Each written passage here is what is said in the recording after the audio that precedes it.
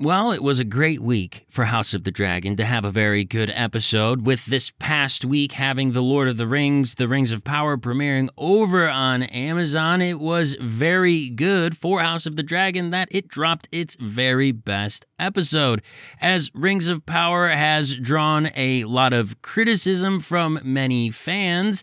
House of the Dragon has really started to win people back. And if we're thinking about studios wanting to compete with one another, it looks like House of the Dragon has put itself in a very good position. There's a lot of reasons why I think this episode is very good, and in the marketing they said this show was going to be so great because it's going to have so many dragons. And yes, this episode has more dragons than we've seen up to this point, but success in storytelling cannot be won on the backs of dragons alone. You need to tell a good story and give us meaningful moments with the characters, and I think that's exactly what happens in this third episode of House of the Dragon. Before we get into the deeper review and analysis of this video, I just want to thank you guys so much for checking it out. My name is Cody, and I am looking very much forward to talking with you about House of the Dragon Episode 3. First, I want to go over a general plot synopsis, and then really kind of examine it through the lenses of our three focal characters. So essentially, the question going in is, does the story of this episode work? And I think that it does. In fact, I think it's the most interesting storyline that we've had in a single episode up to this point. Essentially, what is happening is we are getting two perspectives. We have Daemon and Corlys, the Valerians, and Daemon down in the Stepstones fighting against the Crab Feeder, and this is a fight now that has been going on for many years, probably around 3 years or so. And back in King's Landing, we have the royal family going on a trip in order to celebrate the second birthday of Aegon Targaryen, the firstborn son of Viserys, and they're going to have a big celebration, and they are going to do so by going on a hunt. During the King's Hunt, that is very much more focused on the drama and the interplay of politics that is happening between our characters, whereas the battle down in the Stepstones is highly concerned with an outcome. We need to finish this battle fast is basically the tone down there. They need to finish this war against the Crab Feeder because it is causing all sorts of trouble. And the question going in is the king going to send help or not? And the reason I like this episode's story the most so far in the season is because it's very balanced. It's balanced in the political intrigue side of things. It's balanced within giving us a little bit of action. It's balanced in also developing the relationships between the characters and showing us kind of where everybody lies in relation to one another. Out of all the characters I really want to examine and talk about a little further is I want to talk about Viserys first, because in this episode you see a completely broken man. At this point, he has lost his wife, he has lost a child, he has gone through the process of having to remarry, and in that remarriage process, it is clear that his relationship with his daughter Rhaenyra has been fractured to a point of almost irreparable damage. But on the contrary, he does have that firstborn son that he has always wanted, and he should be one of the happiest guys on earth because his dream has finally come true. However, the portrait that we get of Viserys in this episode is that he comes across as being rather miserable, doesn't really seem to want to deal with the pressure of being king, doesn't really seem to want to continue to deal with what is going to happen with his succession. There's a lot of people who believe that he needs to name Aegon as successor, but he wants to keep Rhaenyra as his successor, and there's going to be a lot of drama going on with that.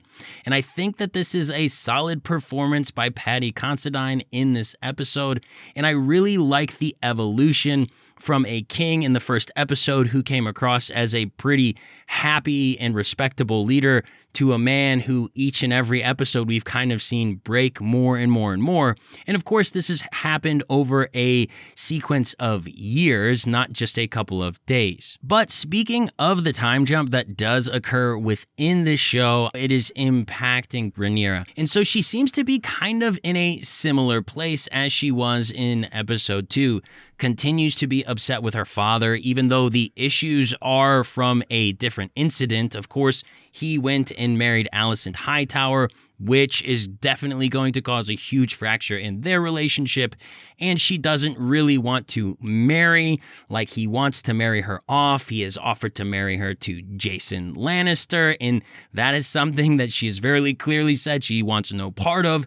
She runs off into the woods. She has a good exchange and meeting with Kristen Cole in the woods. And you begin to crack away at these harder exteriors of these characters, kind of beginning to figure out what their concerns and motivations are. Rhaenyra wondering, can she be an actual respectable leader? And that's confirmed to her through Kristen Cole. And I think the dynamic between her and her father has been interesting to see how they have had issues with one another and then tried to repair those through the episodes. Another thing I do want to mention is the friendship that she once had with Alicent is now clearly over, but her friend Alicent Hightower, even though she has married Rhaenyra's father and obviously given birth to Aegon, it seems like Alicent really is stuck, right? We'll see what her true motivations are as the series goes on, but she seems to be kind of caught in the middle of just doing what was expected of her this whole entire time and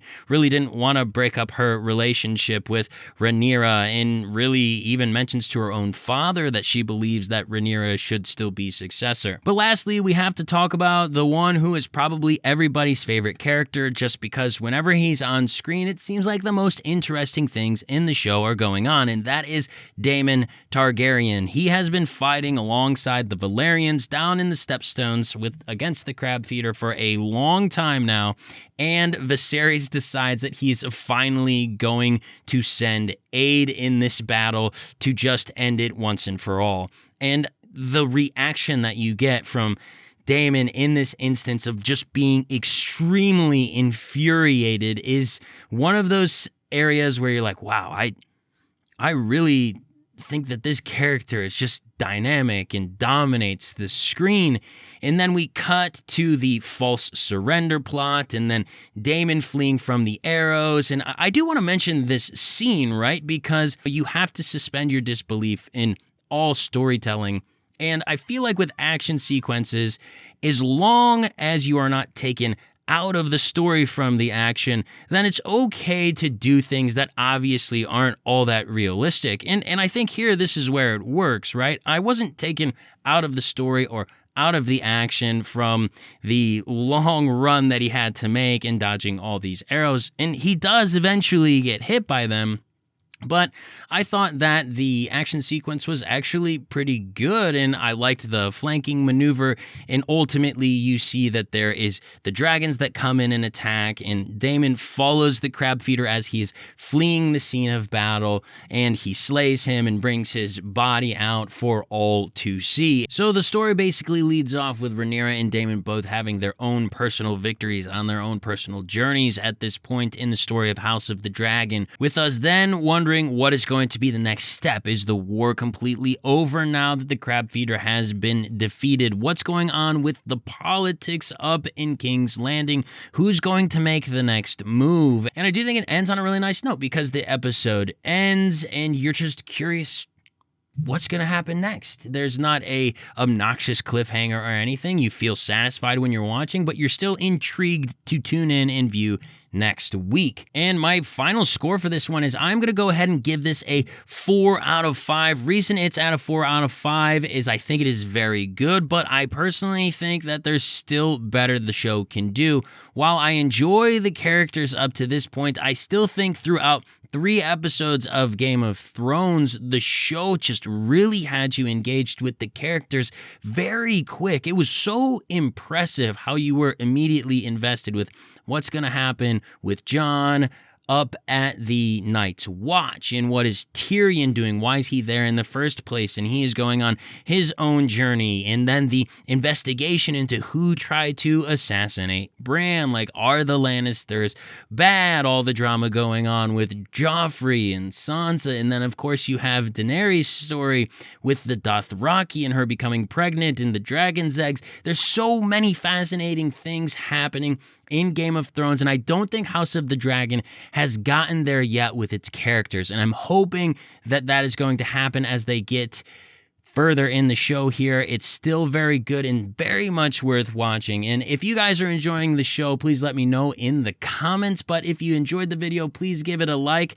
and subscribe to the channel if you want more House of the Dragon, Rings of Power, and fantasy-related stuff. I hope you guys all have a fantastic day, and I will talk to you next time on Parallel Quest. Bye-bye.